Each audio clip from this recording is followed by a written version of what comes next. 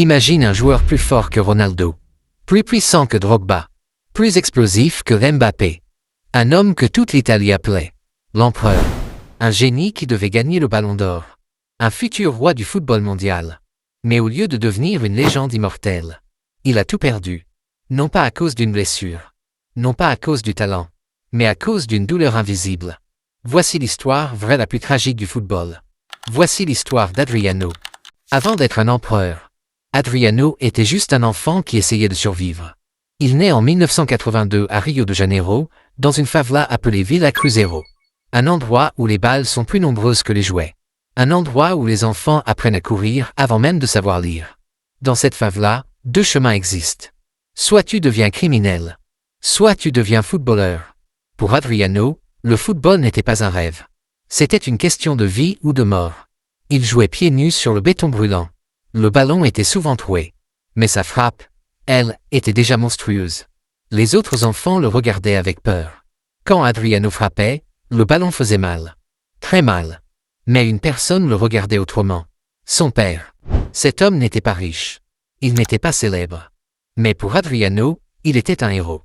Son père était celui qui le réveillait le matin pour aller s'entraîner. Celui qui marchait avec lui jusqu'au terrain. Celui qui lui disait toujours « Mon fils, tu es né pour être grand ». Dans la favela, personne ne croyait au rêve. Mais le père d'Adriano, lui, y croyait. Et ce père va changer le destin du football mondial.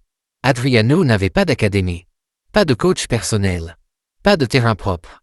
Il avait juste un ballon, sa rage, et son père.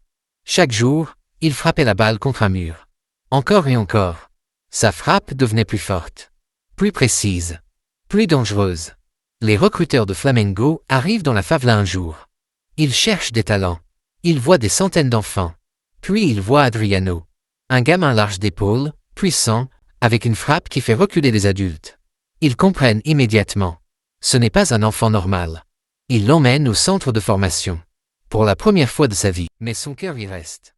Les abonnés. Si vous aimez les histoires vraies qui montrent la face cachée du football, abonnez-vous maintenant. Likez la vidéo. Et restez jusqu'à la fin, parce que ce que vous allez entendre va vous choquer. À Flamengo, Adriano devient un monstre.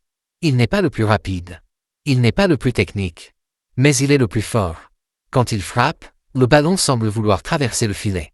Les entraîneurs disent « Il frappe comme un homme, mais il n'a que 17 ans. » Il marque but sur but. Les journaux commencent à écrire son nom. Adriano. Un nom qui va bientôt faire trembler l'Europe. Les clubs européens arrivent. Des hommes en costume. Des agents. Des millions de dollars. L'Inter Milan gagne la bataille.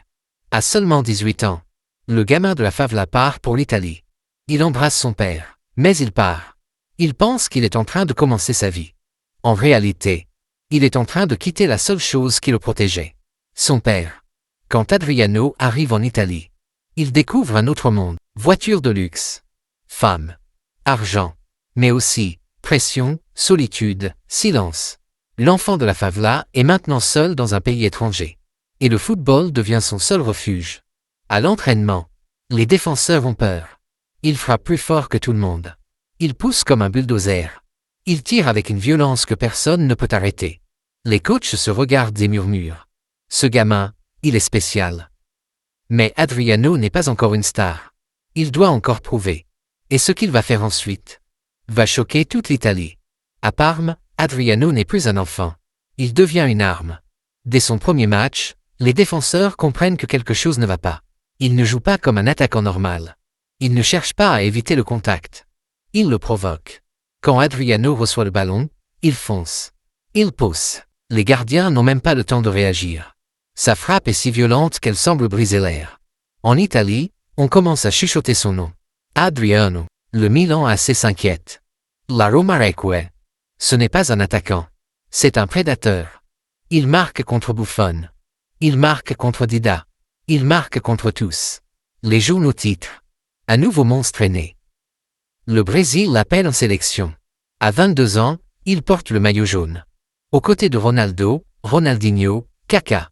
Mais même parmi ces légendes, quand il frappe, le stade se tait. L'Inter le rappelle. Et là, tout explose. Les supporters l'appellent l'impérator. Il marque de 30 mètres. Il dribble des défenseurs comme des enfants. Il soulève les stades. Il est l'attaquant le plus terrifiant d'Europe. Il est l'un des meilleurs joueurs du monde. Les experts disent. Il est plus fort que Henry. Plus complet que Shevchenko. Adriano est au sommet. Argent. Femme. Gloire. Pouvoir. Il est invincible. Mais quelque chose arrive. Quelque chose qui va détruire l'empereur. Un matin, le téléphone sonne. Son père est mort. Ce n'est pas seulement son père qu'il perd. C'est sa racine. Son bouclier. Le garçon de la favela est de retour, mais sans protection. Il commence à boire. À sortir. À se perdre. Il marque encore des buts. Mais il est vide. Il sourit devant les caméras. Mais chez lui, il pleure seul. L'empereur commence à disparaître. Quand Adriano quitte l'Europe, ce n'est pas un transfert. C'est une fuite. Il ne fuit pas le football. Il revient au Brésil, à Flamengo, là où tout a commencé. Les supporters l'attendent comme un messie. Pour eux, Adriano n'est pas un joueur. Il est un symbole. Le garçon de la favela qui a vaincu le monde. Quand il entre sur le terrain, le Maracana tremble. Les gens crient son nom. Il pleure. Et pendant quelques secondes, l'empereur revient. Il marque. Il frappe encore plus fort que tous les autres. Il lève les bras. Mais à l'intérieur, il est toujours vide. Adriano ne sourit plus vraiment. Il joue avec son corps, pas avec son âme. La nuit, il ne dort pas. Il bite. Il pense à son père. Il se demande pourquoi la gloire n'a pas suffi. Pourquoi l'argent n'a pas effacé la douleur. Pourquoi même les millions de fans ne peuvent pas combler ce vide. Il est entouré de gens. Mais il est seul. Les entraîneurs tentent de le sauver. Les coéquipiers lui parlent. Mais personne ne peut entrer dans sa tête. Parce que ce qu'Adriano a perdu, ce n'est pas un match. C'est une partie de lui-même. Aujourd'hui, Adriano n'est plus dans les stades. Il n'est plus à la télévision. Il ne soulève plus de trophées. Il vit simplement. Parfois, il retourne dans sa favela. Il parle avec les enfants. Il regarde les jeunes jouer.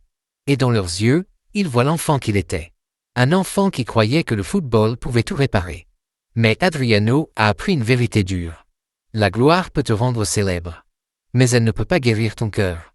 Quand les gens parlent de lui, ils disent « Quel gâchis ! Quel talent perdu !» Mais Adriano n'est pas un gâchis. Il est la preuve que même les plus forts peuvent tomber. Que même les empereurs ont des blessures invisibles. Il aurait pu être le meilleur joueur du monde. Mais la vie avait un autre plan. Et son histoire nous rappelle une chose. Le plus grand combat d'un homme n'est pas toujours sur le terrain. Parfois, c'est à l'intérieur.